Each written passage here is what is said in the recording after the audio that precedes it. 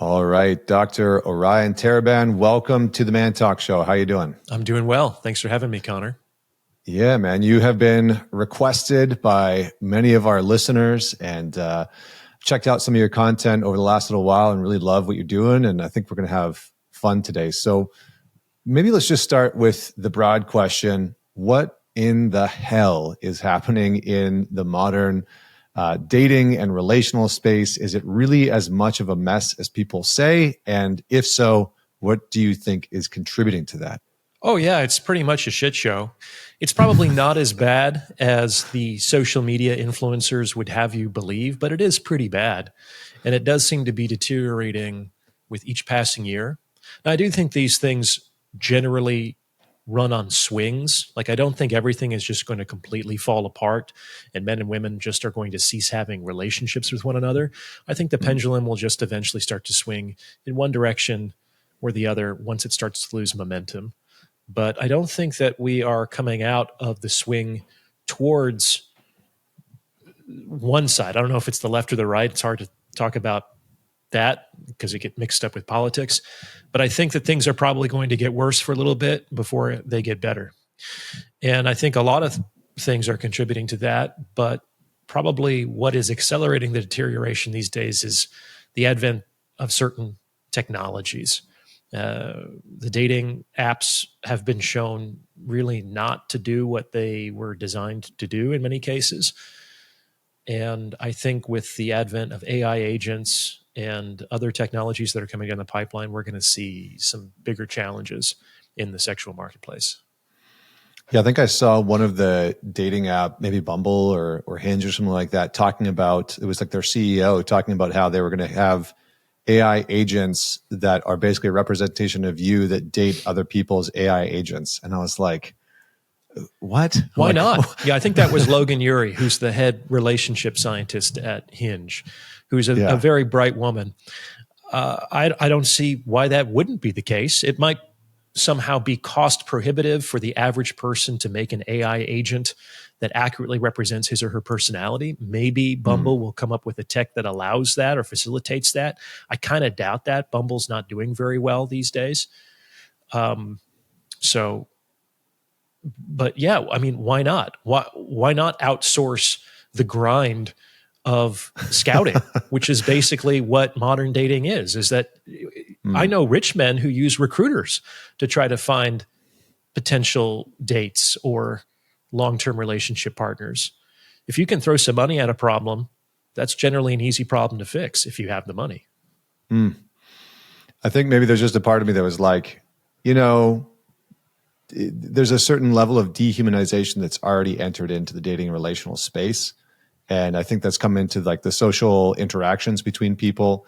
And that's another layer of dehumanization. It's like, you have a kind of avatar that is, loosely trained on you.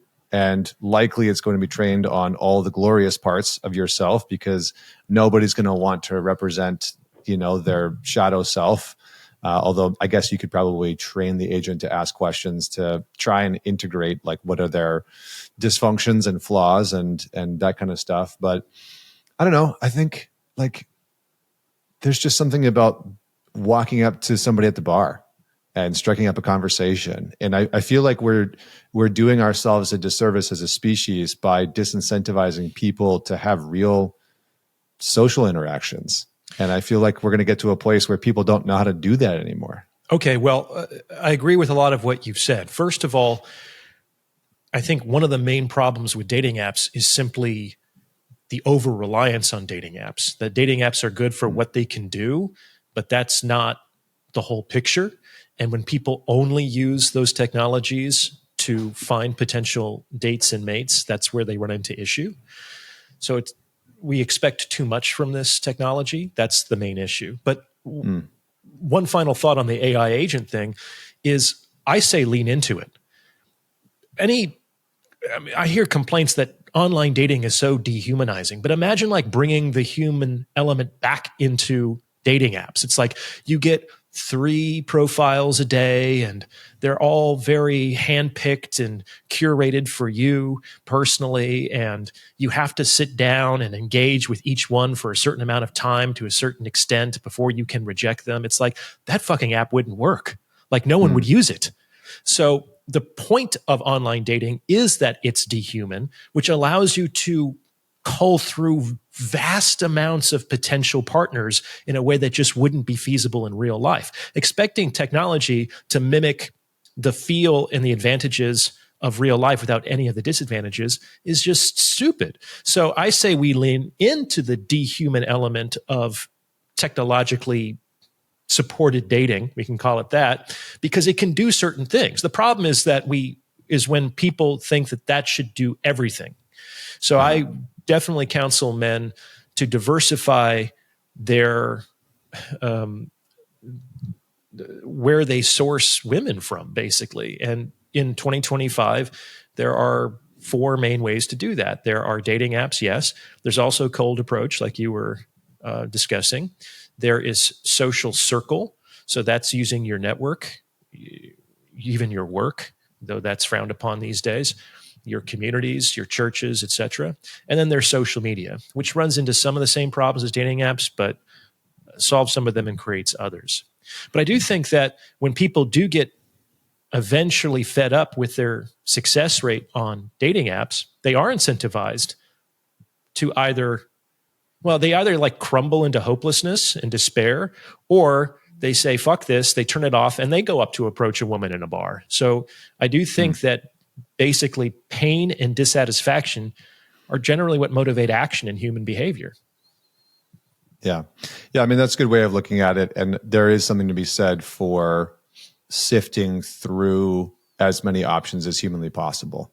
Or I guess not humanly possible, inhumanly possible. And I think I've also, like, I think I have a different relationship with it. Like, I used one dating app, and it was like Plenty of Fish when it was the very first one. I was never on Tinder. Yeah, super old school, right? Like, I was never on Tinder. I was never on any of those dating apps. So I admittedly don't have the same relationship with it outside of just seeing a lot of men that I know spending hours like swiping through and not really having a lot of success, and me kind of being on the outside, and then having a select few men just absolutely destroying, just like success, and then other guys being like, I can't get anybody to respond. And with most dating apps, that is due to the optics, and the optics are due to physical attractiveness. So if you're in the top 10 to 15% of men in terms of raw physical attractiveness, I'm not leaving aside your intelligence, your net worth, your kindness, all that other shit, because women are just as superficial as men are with respect to the looks. That's just not as widely publicized. You're going to clean up on the dating apps. But if you are below the 70, the bottom 70% of men, you're functionally going to be invisible. And I would say it's probably not worth using that technology, because you're likely just going to end up feeling frustrated and hopeless. Why has it become, on that point that, women are largely just as sort of like driven by looks as we as men are, why has it become so socially acceptable for women to drool and oogle over the shirtless lumberjack chopping wood who's absolutely ripped on Instagram, but unacceptable and not acceptable for men to do the same thing? Not the lumberjack, but sure, it's a complete the female version. Double standard. I was thinking about this the other day when I was at the gym, and there's a lot of content creators, female content creators these days, like setting up secret cameras to check the men who are checking them out when they're doing their squats and their hip thrusts, etc. And I thought of creating a study that could prove that women are just as bad, if not worse, by taking a really hot guy, and the variable of interest would be how he was dressed. Like, if he was in very baggy sweatpants and a hoodie, you probably wouldn't get a lot of looks. But if he was in a crop top and he was showing his 8-pack and little booty shorts, I bet he'd get a lot of looks from the girls when they thought that he wasn't looking. And so, women, they want to dress however they want, but they also don't want any of the consequences of dressing however they want. And it's important to understand that dress is a form of communication. I don't think a communication is consent. Dressing is not consent, but it is a kind of communication, and you're putting yourself out into the world in a certain way. That would be like if you wore a t-shirt with a really offensive or racist message on it and expecting that people are just going to like walk by you and not necessarily comment or say anything. It certainly is more likely to provoke aggression or offense. And to just say, well, I should be able to dress however I want is true, but you also are not free to escape the consequences of dressing or communicating or doing whatever you want. And that's the part that's often missed. It does seem like the modern cultural narrative between men and women is that there's almost like a push to demonize the ways in which men inherently are, and to elevate and to socially accept, regardless of how it looks, or regardless of the characteristic or the trait, how women are. It's kind of like the phrase, if you don't love me at my worst, then you don't get me at my best, has been taken to this extreme when it comes to women, but there's a kind of like perfectionism that is now expected of men socially. And I've heard this saying before that, we teach men how to treat women, but not what to expect from them. And we teach women what to expect from men, but not necessarily how to treat them. Oh, that's a good line. I like that. Would you say that is kind of what has become so pervasive culturally and socially and relationally, that in a lot of cases, women's expectations have become pushed to the forefront of relational conversations? Yeah, I think it's largely a failure of perspective taking, as well as taking the ideology of gender equality too far, in the sense that believing that just because men and women are inherently equal, like at a deep spiritual level, that necessarily means that they're the same. And therefore that women are justified in taking their wants and desires and needs and expectations for those of men. Because if men and women are equal, i.e. the same, then what I want should be what he wants, and vice versa. This is coupled with female dominance in a number of really important professions. One of them is psychology and therapy. Like 85% of all therapists are women. And I noticed this when I was in grad school doing my training. It's like the female expectations for relationships are insidiously promoted as simply healthy relationships. And too often, normal, healthy male needs, especially sexual needs, are demonized as traits of toxic masculinity or an unhealthy relationship. And I think that that's not true at all. Women also overwhelmingly are present in the publication industry, both in terms of major publishing houses and literary agents. I think between 80 and 90% of women are that. I was recently told by a literary agent that my new book, which is a piece of historical fiction, has no chance of being accepted by any literary agent or publishing house because I'm a white man. And that's just not something that they're interested in doing. If I were a woman, or if I were writing a revisionist historical fiction where the protagonist, who is historically male, is now being presented as a female, for instance, this agent thought that I would have a much better chance of being published. So, when certain people control and gatekeep certain professions and industries, and they promote their own interests as universal, then we run into issues with respect to men's needs and perspectives. And of course, they think that they're justified in doing so because they generally believe they're correcting a historical imbalance. Like it was so stacked against women centuries ago. And it really is getting to be centuries. I mean, it's at least 75 years since the civil rights movement, that they're justified in the same kind of exclusionary or discriminatory behavior against men. And I'm really of the mind that two wrongs typically don't make a right, and that the best way to correct the injustices of the past is to strive more towards justice in the present, in the future, not simply resorting to a different kind of injustice. Yeah, I had the same experience. I wrote a book called Men's Work, and as I was getting it out there, I had conversations with major publishing houses like Simon & Schuster and whatnot, and heard the same thing which was love you, love your work, love the platform that you've built, but we just don't publish books really for men. And for men or by men or both? Mostly for men. And the statement was men don't buy self-help or personal development books or therapeutic books. It's not true. I was like, that's not true at all. My first book, The Value of Others, which was published last year, would have been a New York Times bestseller if they included independent publication. It's sold over, I think, 180,000 copies by now. Yeah, absolutely. Yeah. The average book on Amazon sells like 20 copies, just as a point of reference. Right. Yeah. And I think mine's done probably about half of what yours has done, but still like pretty fucking good. You should talk to somebody at Simon & Schuster. I reached out to them. No one would talk to me. Yeah. I think, and that's it. That's, I think the unfortunate part is that there's a kind of like exclusionary mindset that's entered in. Tell me a little bit about, you talk a lot about the marketplace, modern dating as a kind of largely a marketplace, sexual marketplace where value, demand, competition sort of shape the outcomes that we as men experience. From your perspective and the work that you've done, what do you normally see that men miss out or misunderstand about the marketplace of dating and relationships?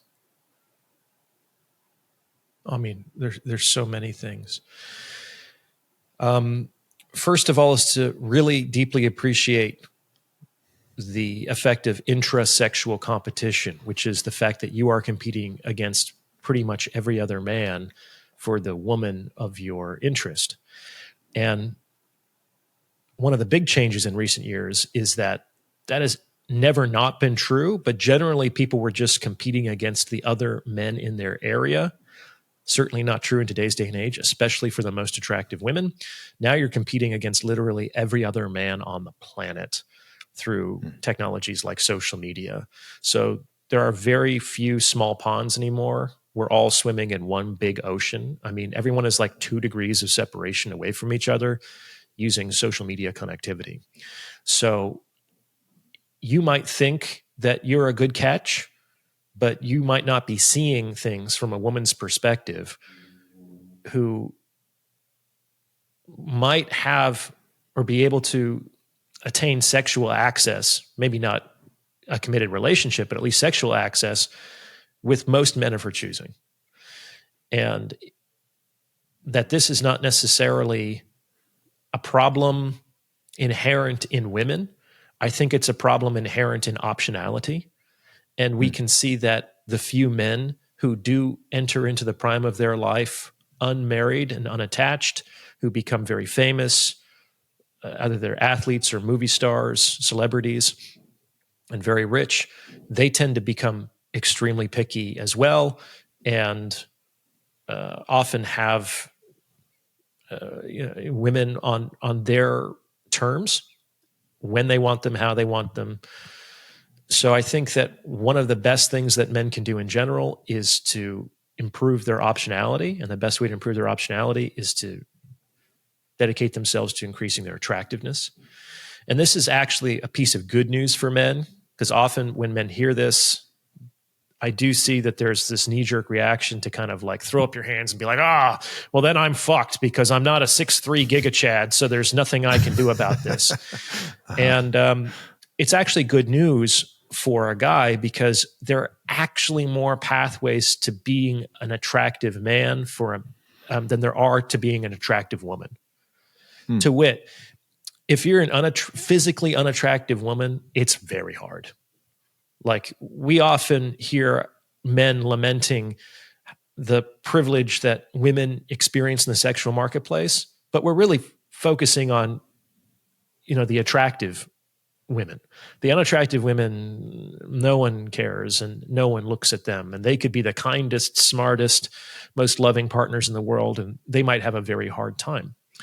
With men, you can obviously be physically attractive, and with respect to that, it's important for men to focus on the things that are within their control. Height is not one of them, unless you want to go through that 2-year process of adding like 3-inch stints, into your shins, which I just don't think it's worth it personally. So, if take care of the other things that you can take care of: your style, your fitness, your physique. Looks maxing is kind of a silly term for just like learning how to take care of yourself and to present yourself into the world. And that's really important for men to do. And this is actually one of the easiest ways that men can stand out from their intersexual competition, especially in most markets. Like it is incredibly easy to be the best dressed man in the room in San Francisco. It is not hard. You just have to wear a shirt with a collar. I mean, like the standards are really low. They're much higher for men in Los Angeles and New York. But if you're living in a smaller market, like at least be the best dressed dude in the room. If you can't be 6'2", then be 5'7", but muscular and rich. You know what I'm saying? Like there are things that you can take care of. So that's one way that you can have, you can garner female attractiveness. You can also female attention. You can do that through fame and social status. You can do that through wealth and lifestyle. You can even do that through humor. Like funny guys get laid all the time. Now, no one likes to have to rely on the things they have to rely on to get laid or secure relationships. Like both men and women. Women, the beautiful women, hate that men simply want them because they're gorgeous. But trust me, if they weren't gorgeous, they might not have any interest. You know what I'm saying? Patrice O'Neill said that he didn't like that he had to laugh his way into a woman's good graces. He used different language, but I'm not going to repeat that here. Yeah. He wanted to just be able to secure sex in relationships without having to perform, which is like fair enough, but that's what worked for him. And so we kind of disparage the bait that fish bite at our own risk. Let's put it that way. But it's important for men to try to take care of as many of those different pathways of attractiveness as possible, because attractiveness is a form of power, if not the principal form of power in sexual relationships. It does seem like there's a large group of men, and I think I get the kind of paradox that a lot of men find themselves in, which is I want to be valued for who I am by women. I want to be valued and respected and attractive to women just for where I am and who I am. And then there's also the other side of that of like, well, I don't want to do all these things just so I can get women's attention. I don't want to have the fame or become successful just to get women's attention. So where's the balance in there? Like, is it possible for men to just be valued and loved and accepted as they are? Or do you really think that in order to have a certain degree of success and relational, what we want to call it, equality or like relational power, that you kind of have to do some of these things as a man in order to gain standing? Yes, the latter. So you have to bait your hook with something, because fish don't bite steel. That's just the way it works. Now, and we know that there are some things that are consistently attractive to men in women, and there are some things that are consistently attractive in women to men. And trying to argue or insist that it should be different than it is likely going to be associated with suboptimal results in the game of mating and dating. It's just how it is. That's like the propaganda campaigns that we've seen in recent years to try to influence men's perception of female attractiveness. Sexy at any size kind of a thing, which just doesn't work. And we've noticed that a lot of that has disappeared with the advent of Ozempic and other fairly effort-free weight loss and fat loss interventions. Like they've more or less ditched that angle. So you have to bait your hook, because fish don't bite steel. And we know what types of baits work on what types of fish. And rather than lament that or become enraged, it's a good idea to just accept reality and do what you can to improve your value proposition, as it were. Now, I don't think that men should get famous or rich or ripped to get women. I think that is understandable as a motivation. Like, I think women underestimate the extent to which men sacrifice and strive in order to secure female attention and interest. But I think that gives women too big of a place in most men's lives. And I think in general, it's a good idea for men to cultivate their own health because it's better to be healthy, their own wealth because it's better to be rich, their own strength because it's better to be powerful inherently. Like, no one has ever in the history of humanity wished to be poorer, weaker, or uglier. Seriously. So, like, strength, wealth, and beauty are the closest things that human beings can get to like objective goods, because no one ever wishes for the opposite under any conditions. So the more that you cultivate some of those intrinsic goods, the more that you become intrinsically better in the sense of a more attractive option. And it's better both for women and men. Like, men don't really have use for other men who are weak and broke and sick. Like, one of the best ways to improve your life is to improve your network and your relationships with other men. And trust me, the more that you become a high status man, that you have a lifestyle that's interesting, exciting, and comfortable, that you're taking care of your physical attractiveness and your presentation, women are going to notice, and they're going to increasingly put themselves in your ambit. But there should never really be the focus of a man's life. They don't want to be the focus of a man's life. I made an episode a while ago called The Cherry on Top, and that's what I think a woman might be for a highly successful man. Is she's the little delicious red treat that makes the sundae complete. But what really makes the sundae a sundae is the ice cream and the syrup and the whipped cream, and those are things that a man builds and develops on his own. And it's better to see you as the primary beneficiary of your efforts than a woman. Otherwise, you're just like nominating a new master. So there's sort of a couple of things that come up as you're talking about that. The first one is, I would imagine that there are many women that don't like some of what we're talking about, that have pushback on what we're talking about. Can you be more specific? Like, I don't think Absolutely. anything it's saying is that offensive or. No. But just that, like, for example, that having a man, because I do think that there's this notion that you're talking about that's still very pervasive within relationships of you're lovable no matter what. And I think that a lot of men have bought into that notion that women have been telling us that, like, I should be lovable no matter what, and you should be lovable no matter what, no matter how much money you make or how attractive or unattractive you are. And I do think that that has filtered into a lot of the relational dynamics. And I do think that that's become a belief that many people carry. Well, yeah, let's talk about this. I'm not saying that it's true. I'm not saying it's true. I'm just saying that's there. Technically, it is true. People are lovable no matter what. That's why Jesus said that we can and should love our enemies. Love is not a positive feeling. It's not an emotion, because how could we truly feel happy about people who may want to kill us, which was certainly the case in Jesus' story, right? Love is sacrifice for the good of the other.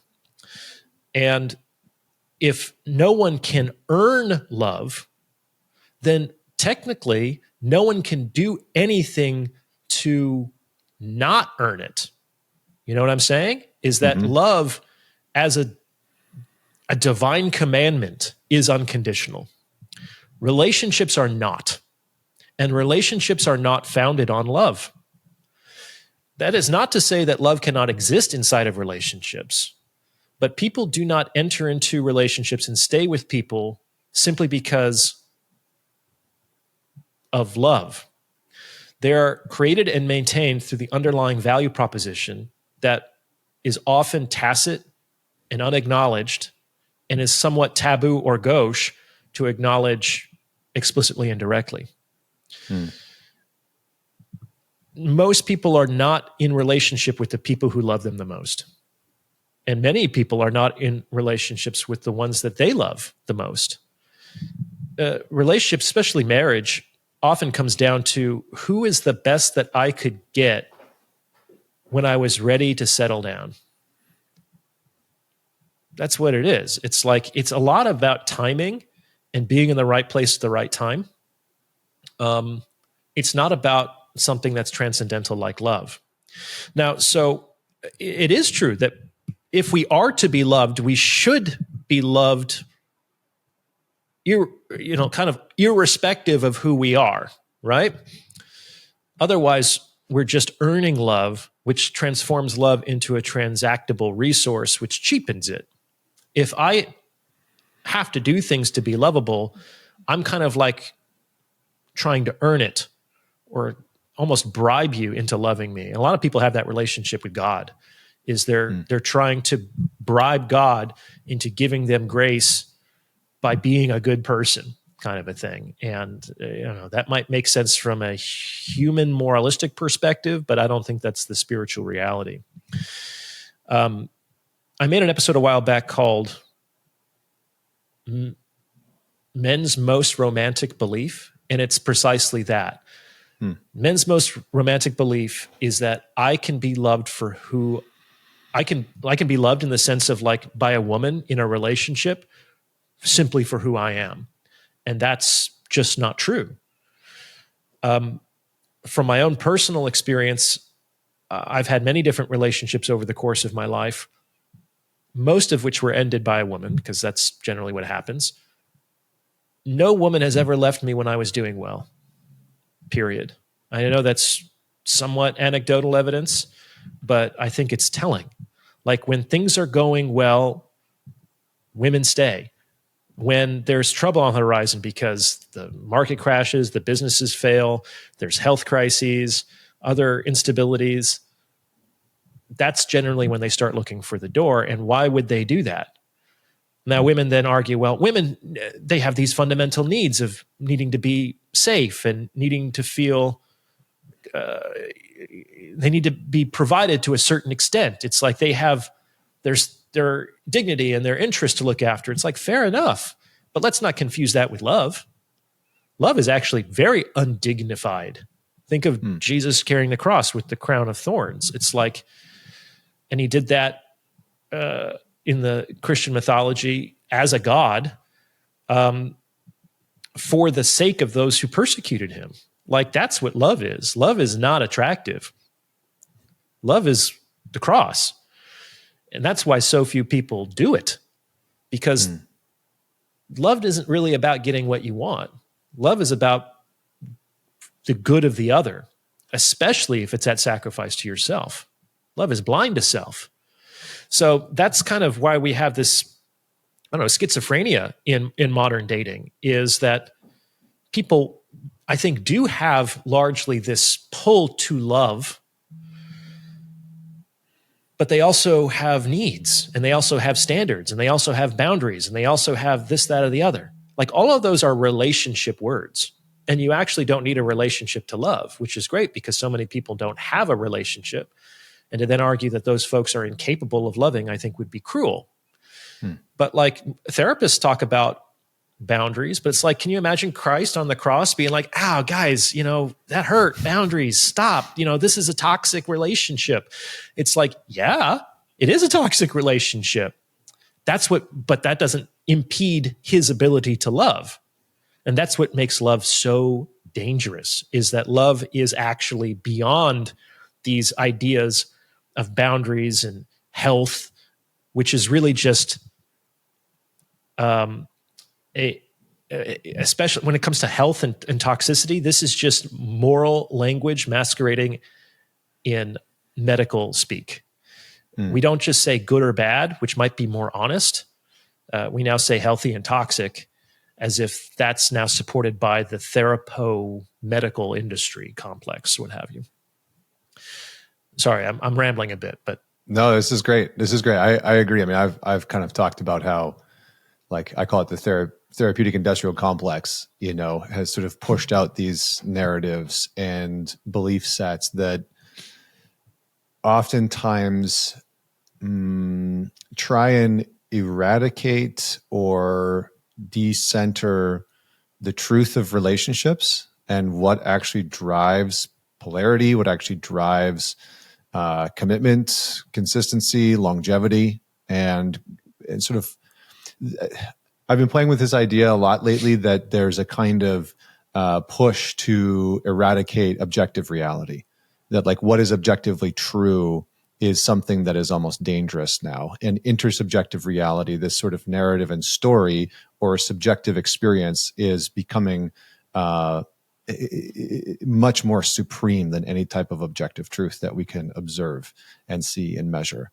And I think that in many ways it's entered into like modern relationships, like the things that we know are objectively true, or the structure that makes up, realities and why people get relationships and why people get into them, has almost become an enemy, like to say, here's why people really get into relationships.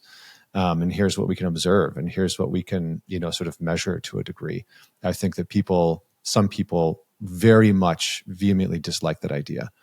I liken love and relationships in the introduction to my book as medieval corpses. So exactly what I was expecting, actually. Yeah, right. And why do I say that? Because for hundreds, if not thousands of years, the human body was considered sacred.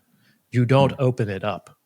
And so it was the height of indignity and the desecration of something holy to perform autopsies. And that held back medical science for hundreds, if not thousands of years. I mean, Leonardo da Vinci would have to make clandestine arrangements with the gravekeepers to get corpses, and he would surreptitiously open them up to study the anatomy in his workshop.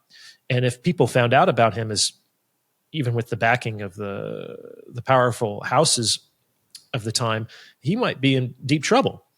So we don't want anyone to dissect love or relationships in the same way that we don't want people to dissect the human body in the Renaissance, in the Middle Ages. But think of how much suffering might be prevented if we could actually just respectfully open it up, see how the ticker ticks, so that we can help people before it's too late. And without doing that, we're largely relying on superstition, folk knowledge, which isn't always incorrect, and just wishful thinking. The tendency towards, let's say, postmodernism, which is that there is no objective reality and that no one frame of reference is privileged over another necessarily, is probably, we're still probably swinging in that direction, but it will swing back. It's important to understand, though, that there is some truth to that. I mean, Newton is not considered a postmodern thinker, a postmodern scientist. We would consider that maybe the folks in the quantum mechanics area in the 20th century. But when Newton came out and said that there was no objective frame of reference, that all motion is relative to a certain frame of reference, that broke people's brains in the 1700s. But it's true.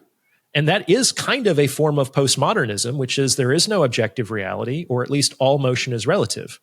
And that opened the door, and I think that's the truth as far as that we can observe that with our empirical data. But we can see how this can be taken too far, especially when it's imbued with more moralistic or political agenda. When Newton talked about how there is no objective frame of reference and that all motion is relative, it was apolitical, it was amoral, it was ahuman, right? And so the real danger is reappropriating the truth that exists in postmodernism for political aims. Yeah, I think there's certainly an ideology. I mean, I think it was Yuval Harari that talked about that the next wars would be fought in intersubjective reality. That we would move into a space of narrative war versus hot war. Sure. And I think we see this playing out where there's it has to be that way. Sorry to interrupt, Connor. It has to be that way because we've now progressed to the point where we could destroy all of humanity, 1,000 times over, and no one wants to rule over a smoking apocalypse. Right. So the way wars will be fought is ideological or cultural.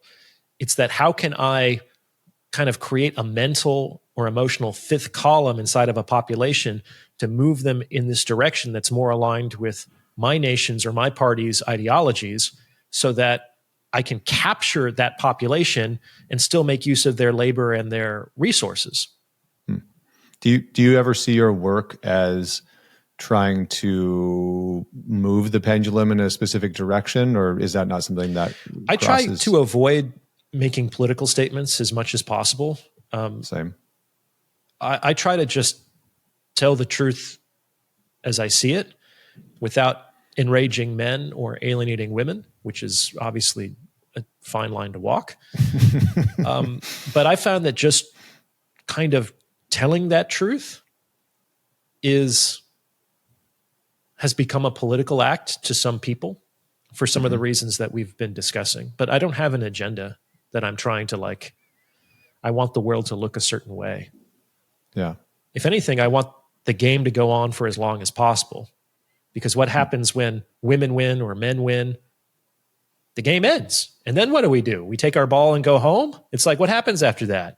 So there's a great book called Finite and Infinite Games that talks about this.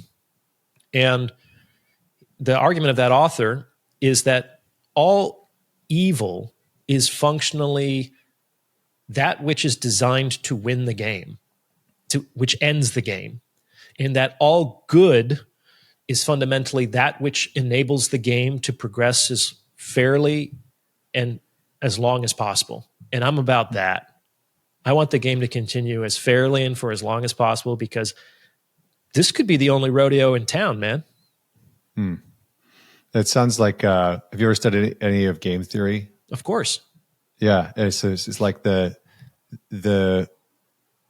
most consistently predictable way for the game to carry on is the tit for tat method, right? It's like you choose one thing and I match that or mirror that, and then you match that or mirror, and we go back and forth, and it allows the game to continue on. And it allows for the most predictable outcome for both people to, in a long-term capacity, have the most amount of success together, versus if you just lie and cheat every single time, or if I just tell the truth every single time, the game's over quite quickly, right? Or one person gets decimated.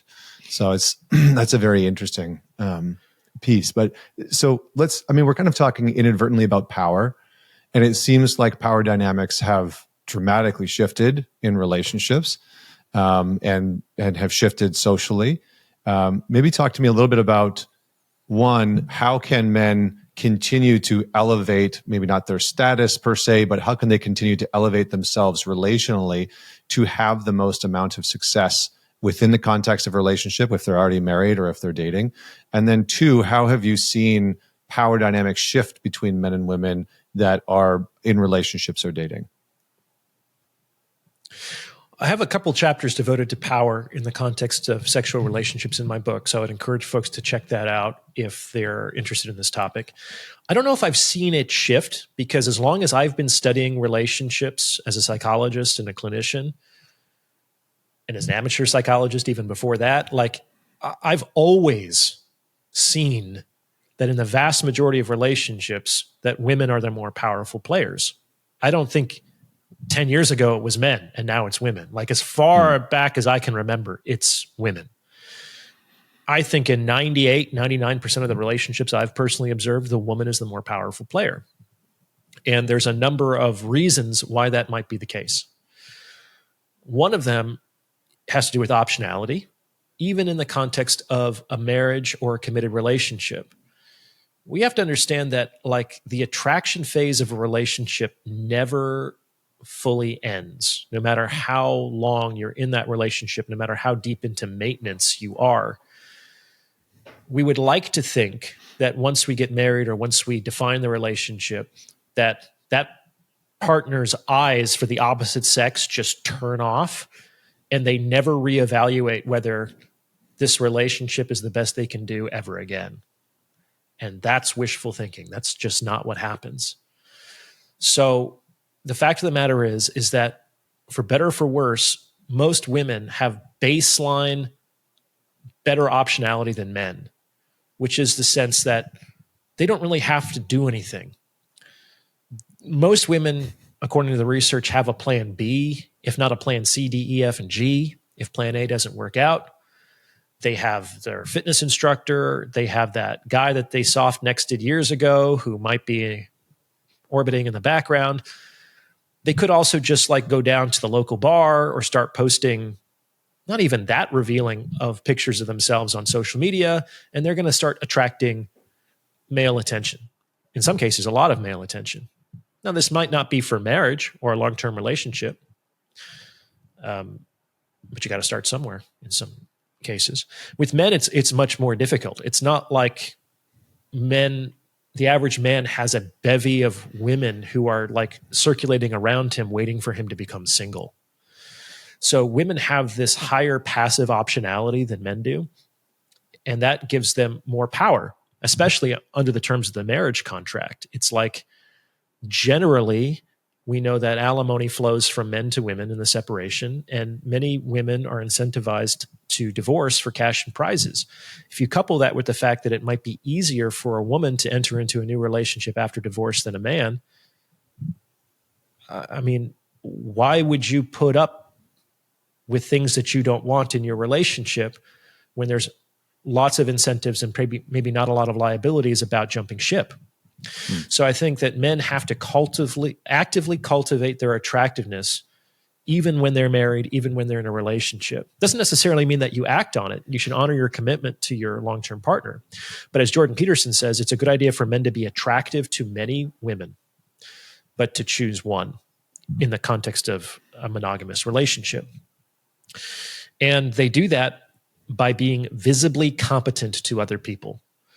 Women capture optionality by being visibly attractive. Men do so by being visibly competent. So, my dudes, if you are good at something, let the world know. Like, it's possible to be too humble about your virtues and talents and gifts and expertise. It's certainly possible to be too boastful, but most men do not make that mistake. Most men are wallpaper, like I've talked about on the channel, in the sense that they're indistinguishable from the mass of other men. It takes longer to assess whether a man is actually an attractive prospect than it does to assess a woman based on the opposite sex's attraction criteria, for better or for worse. So men can facilitate other people's decisions by making it easier for other people to see how they might be interesting, attractive, masterful, competent, etc. There was something else I was going to say, but what was the question that you asked before? Well, I mean, it kind of, I'll come back to that one second, but it Sure. kind of sounds like what you're saying is that women choose men that the majority of other women would also want to choose. Of course, women want what other women want. That's the answer to the question of what women want. Women want what other women want. And I talk about this in chapter 2 of the book, where I talk about the sexual marketplace as a pier, where there are captains who have built ships and are looking for passengers, and there are passengers who walk up and down the dock trying to find passage on the most favorable, affordable ship. And since there's so many ships moored at a pier, the passengers really don't have time to assess each option individually. So one of the easiest proxies that they've developed for a ship's attractiveness is the size of the crowd that's already standing in front of that ship. And it kind of makes sense, because that passenger can assume that at least some of the passengers in that crowd have done the due diligence to determine that this is an attractive ship. Now, sometimes that actually never happens, and that's part of the madness of crowds, and that men do experience kind of faddishness in the eyes of women. Like certain men or certain types of men are highly attractive for a season, just like, ripped jeans were attractive for a season. I guess they still are, but the shape of jeans is changing. They're more baggy now. So sometimes men can experience faddishness with respect to female interest. And, that's just how it is. You take advantage of it when you can. I remember what I was going to say, which is about the power dynamic in relationships. Another big reason, besides optionality, why women tend to be the more powerful players in relationships, especially long-term relationships, is that women actually have a fucking plan when it comes to relationships. Most guys don't. Most guys are just happy to be where they are, because a lot of the work of attracting a woman for a man occurs before the woman even shows up.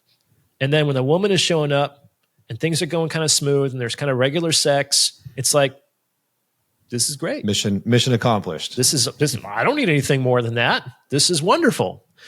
But it's very often the case that women, often from the time that they were little girls, have been dreaming about their wedding and dreaming about the house with a white picket fence and 2.5 children, et cetera, et cetera. So in the absence of a plan, you are generally a part of somebody else's designs, whether you're aware of it or not. And women often get frustrated at a man's perceived directionlessness with respect to the relationship. And sometimes they take direct control over its direction, or they use a series of ultimatums or insinuations to kind of motivate the man to move in their chosen direction. And the guy's like, well, I guess if that's what you want, it's not, I don't really want that, but if it'll make you happy. And they go kind of deeper and deeper down the rabbit hole. And so that's why I think it's really important for men to have a plan with women. Like, those women, when they're looking at you, they're relating to you because they think that you can give them what they want. If they didn't, they wouldn't be talking to you, my dude. So flip the script. What do you want from her? And how can you ensure in the relationship that you're getting your needs and desires met from her as well? Like, it's reciprocal. And we have to understand that there's a huge asymmetry, in my experience, between what a man can offer in a committed relationship and what a woman can. That's often balanced if the woman is going to be a mother and is going to be directly involved in the childcare. That's the best way for a woman to kind of level the value proposition in a long-term relationship. But for better or for worse, if the main positive that a woman offers is occasional or even consistent access to sex, like, sex is cheap in today's day and age. Sex costs a couple of drinks down at the local bar. Like, and if a man is subsidizing an entire lifestyle for that, I don't know about the value exchange there. You know what I'm saying? Yep. Like, especially the exclusive commitment and provision of a high-earning, successful man is generally much more than what that woman could earn by selling her sexual opportunity on the open market. I'm chuckling because I'm thinking about a conversation that my wife and I always play these games of, like, what if, and like, what if we won the lottery, and like, what if one of us died, or that kind of shit. And we played the what if we got divorced game. What would happen? And she's like, would you get me remarried? And I was like, fuck, absolutely not. And she was like, why not? And I was like, I am the fittest, richest, smartest that I have ever been. Why would I do that? And I was like, maybe at some point, maybe at some point, but initially that would not be something that was even remotely on my radar. It just would not be something there. I don't think you'd have to, especially if you have kids. It's like, I talked about this in the episode Dating Over 50. If you're single at 50, you're typically dealing with either widows or widowers, or more commonly divorcees, right? And once you've gone through a divorce, you kind of get like a Purple Heart. You've been wounded in battle. No one really expects you or puts the pressure on you to get married like they do socially or familially if you've never been married. And I think that's odd. It's almost like the only way out of being conscripted is if you get shot. If you go through the ringer, then people understand that maybe you don't want to do that again. But maybe we can also see what happens to the guys who go through that and say, you know what, I don't need the extra steps. I can just avoid being shot entirely. Yeah. And I think that's a fair decision for a man to make. And if we don't like that socially, we have to collectively examine the incentives and consequences associated with marriage and divorce and potentially make them more equitable for men. I think that's a big reason why China recently basically outlawed 50-50 divorce asset splits.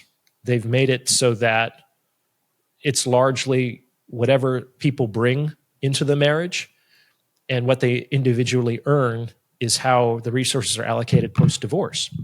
And I think they're doing this strategically to try to remove any remaining obstacles that exist for men to get married and reproduce, because they're facing an enormous population collapse issue in the coming decade.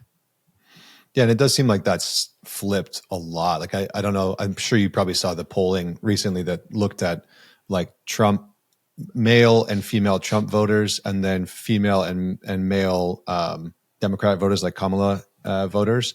And it looked at the top 20 things that were priorities for them. And it was interesting to see that for male Trump voters, the number one thing was having kids.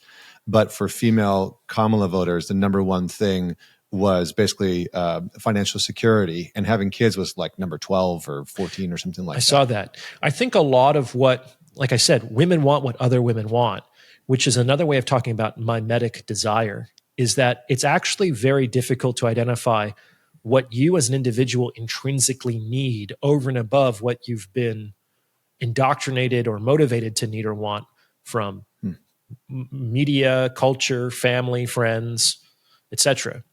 And if you look at most female content creators, they are not promoting the joys and benefits of marriage and raising children. It is what it is. And I think women also have adopted their own attraction criteria. Women have assumed that their own attraction criteria applies to men in this like equal is the same fallacy. And what makes a man generally more attractive to a woman? Higher education, higher earning potential, fitness and strength. It's like women on some level are becoming the men that they're more attracted to, and expecting that because that has occurred, they will be more attractive to men. Right. And that's just not true. And when that's pointed out, unfortunately, the general reaction is, well, that's not how it should be. Men are wrong and bad, and we need to change that, which is insane. Yeah. So it's women will have a much better success rate in getting what they want if they accept certain aspects of reality as outside of their domain of control, and to accommodate themselves and their choices to that reality. I talked about it in an episode of like how for a lot of women, it's like there's this notion that's entered into our culture of wanting men's attraction to be different than it actually is. Mm-hmm. And expecting men to just change. And I think I see that narrative all over the place. I've seen female comedians talking about it and politicians and all that kind of stuff. But I know we have to wrap up here. So I want to just end on, it sounds like what part of what you're saying, because I want to give something to the guys. I mean, I think we've given a lot already, but I want to just kind of end on this notion of what can men really focus in on? Because it sounds like what you're saying is personal responsibility. Become a man that you really respect, become a man that, you respect your body and you love your career, and you're developing yourself into somebody that, yes, is attractive to women, but it's not for that cause. So how do men continue to curate, and what should they focus on in order to have success relationally? I think they should focus on themselves in the sense of cultivating those intrinsic goods, become stronger, become richer, become more attractive. And to do this because it feels good to be strong and rich and attractive. It's inherently a positive thing. and to trust the process that once you become stronger, richer, more attractive, that one of the benefits of that is not only increasing your social circle and being of more use to more men, which is a really positive thing. Like, I think we collectively underestimate the value of solid male friendships and even acquaintanceships or partnerships based on utility between men in meaning and satisfaction in men's lives. It's been hugely important for me. And this will also redound to your relationships with women. One of the things that I suggest that people do is to only want a few things from their partner. A lot of marriages and long-term relationships fail because we want the other person to be too many things. We want them to be our best friend and the love of our life and our spiritual soulmate and our sexy playtime mistress and our therapist and our chef and it's our bowling buddy, et cetera, et cetera, et cetera, right? And the kind of a rule of thumb that I've been operating under for the last 10 years or so is if I can get a need met in any type of relationship besides a sexual relationship with a woman, I try to get it met there because I will likely be able to satisfy that need more easily, more cheaply, and with more satisfaction than if I try to do that with a woman I'm having a sexual relationship with. So to my mind, that also sets your partner up for success. Because if you only want 2 or 3 things from a partner, it's much more easier for her to be successful than 19 or 20. You want 20 things from a partner, she can do 19. Human nature is you're going to focus on the 20th that she couldn't do, which sets her up for failure. And that leads to resentment because how many people are going to stick around if they feel like no matter what they do, they can never get it right, you know? So I do think it's important for men to cultivate their network and their friendships with men. And then women will come along. Women will come along. You don't have to focus on them. Like, women aren't focused on us. Like,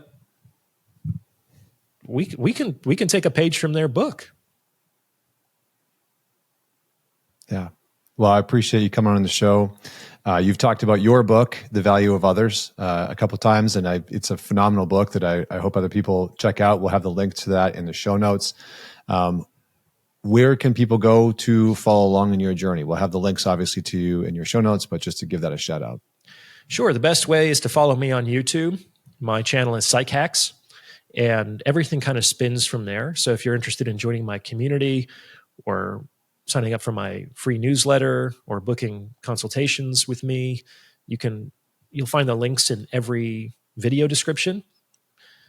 And that's kind of the best way to see what I'm up to and what I can offer. Beauty.